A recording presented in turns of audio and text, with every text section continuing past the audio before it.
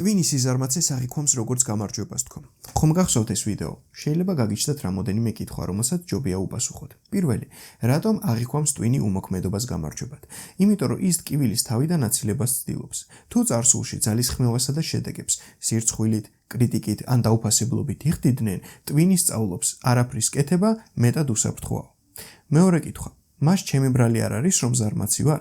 სიზარმაცე შეიძლება სისუსტი არ იყოს, არამედ თავდაცვის მექანიზმი, რომელიც შინაგანი ტკივილის თავიდან აცილებაში გეხმარებათ.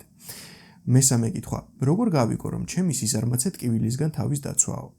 ყურადღება მიაქციეთ შეგრძნებებს იმ მომენტში, როდესაც გადაწყვეტ დავალების მოგვიანებით გადადებას ან მისი დასრულების გარეშე დაძინებას.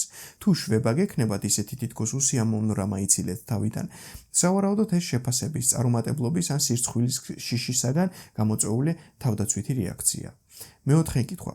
შესაძლებელია თუ არა ამ რეაქციის როგორმე გადაპროგრამება? დიახ, თერაპიის გზით. მიზეზების გაგებით, წარსული ემოციური გამოცდილებების დამუშავებით, ასევე ფსიქიკის შინაგან დამოკიდებულებებთან და ავტომატურ თავდაცვით მექანიზმებთან მუშაობით. მეხუთე კითხვა. ეს სამუდამოდ გრძელდება თუ შემიძლია შევწყვიტო ასეთი რეაგირება? ეს შეიძლება შეიცვალოს. ტვინი ადაპტირებადია. ახალ დამხმარე პირობებში და ფსიქიკასთან ფსიქოლოგიური მუშაობისას ტვინს შეუძლია ისწავლოს განსხვავებულად უპასუხოს ძალისხმევას, შედეგებსა და შეცდომებს. მეექვსე კითხვა. რა უნდა გავაკეთოთ საკუთარ თავს სიზარმაცისთვის ვსაყვედურობ? სადეთ კრიტიკა შეცვალოთ კითხვით, რისგან ვიცავ თავს ახლა? ეს ხელს მიწყობს თვითგვემიდან საკუთარი თავის გაგებასა და ზრუნვაზე გადასვლაში, დიდი ალბათობით პასუხი უარყოფითი იქნება. მაშინ მომდევნო კითხვა იქნება ასეთი: როგორ შეიძლება ამის შეცვლა? უამრავი ადამიანია, რომელსაც მიახლოებული გამოცდილება მაინც ექნება და იმის ისტორიის მოსმენა და ის თუ როგორ გაუმკლავდა პრობლემას, რაღაცაში მაინც დაგეხმარებათ.